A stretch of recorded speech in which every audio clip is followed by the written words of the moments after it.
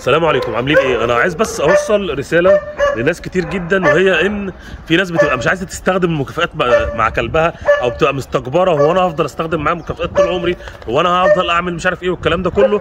فانا عايز بس اوصل حاجه، هو للاسف ده مفهوم خاطئ عندنا. احنا بالمكافئات تمام احنا بنعلم الكلب الحاجه الا ان يتعلمها كويس جدا ويكبر في السن شويه. في جزء من الحاجات اللي هي الحياتيه بتبقى سلوك عند الكلب، وجزء تاني بتبقى شطاره من الكلب بقى، وبيبقى اتعلم بقى يجي يقعد جنبك هادي، وتعلم يجي ينام هادي، وتعلم يسيبك في حالك هادي، ويتعلم الاماكن بتاعته في البيت في الجنينه ايه اخبارها وكده. دي ميزه الاكل. الناس اللي بتستكبر وتقول لك للاسف الشديد، عشان ده انطباع السوشيال ميديا، انا عايز يسمع كلام من غير اكل سريعا.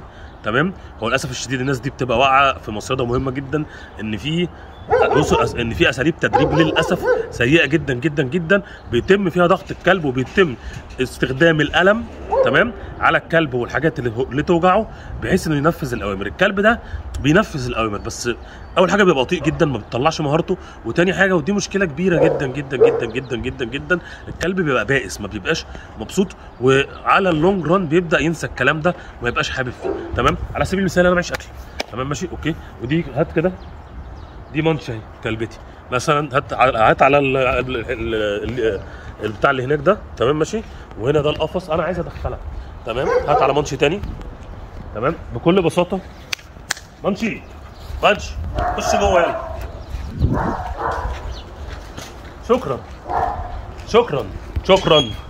شكرا دخلت تمام اوكي، حبست كان بيها، ما حصلش فيلم، ما حصلش حاجات، هي بقت عاده عندها تمام، ولما اجي ادخلها اوضتها نفس الكلام تمام. فهي دي النقطه، انت ما تستعجلش على سحب التريتس او المكافئات من كلبك، ان منشي اتكافئت مكافئات كتير جدا عشان تخش هنا في سن اصغر، فبقى ده الطبيعي بتاعها، بقى خش جوه، انا داخله جوه ما فيهاش حاجه، بس كده. نجرب مره ثانيه، تعالي يا منشي، يا كرانشي يلا سبين، تعال منشي يا كرانشي،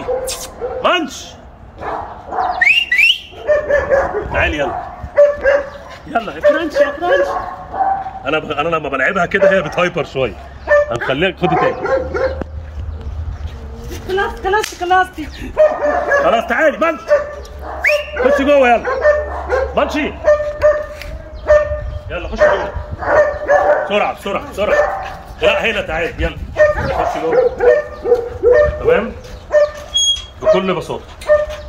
لعبنا وهيسنا وعملنا وكده، ودخلت، وريني كده، دخلت، بدل بقى بقعد طول حياتي بتخانق معاها وادخلها بالعافيه ومستكبر ان انا استخدم مكافئات، لا انا كافئتها لحد ما حفظت الموضوع ده وعرفت انه في مصلحتها.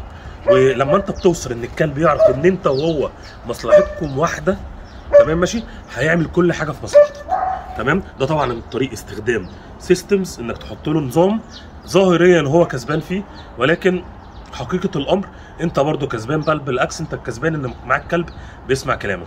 سحب التريتس مش بالعافيه، تمام، كده في نظام لسحب المكافئات ودي موجوده، وفي طريقه ان انت تصعب على الكلب المهام، يعني يعمل حركه حركتين 10 20 وهكذا، كل ده بيخلي الكلب شاطر. طيب خلونا بقى نجرب في ملاعب ثانيه ونشوف الموضوع ماشي ازاي وعامل ازاي، تمام. خلينا نجرب في اول ملعب اللي هناك مثلا، تعالى يا منشي،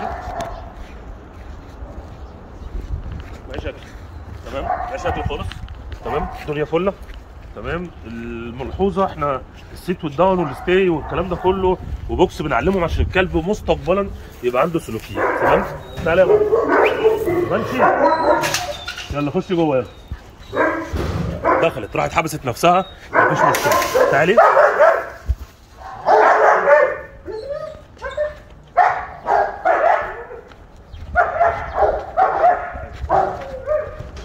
طبعا هنا ده باب الخروج من البارك اللي هي بتحبه، وعشان هي متدربه وعارفه ان انا ممكن اطلعها في اي وقت اتلقى وكده، هتخش عادي، هتخش جوه، تمام. تعالي يا منشي منش تعالي يلا تعالي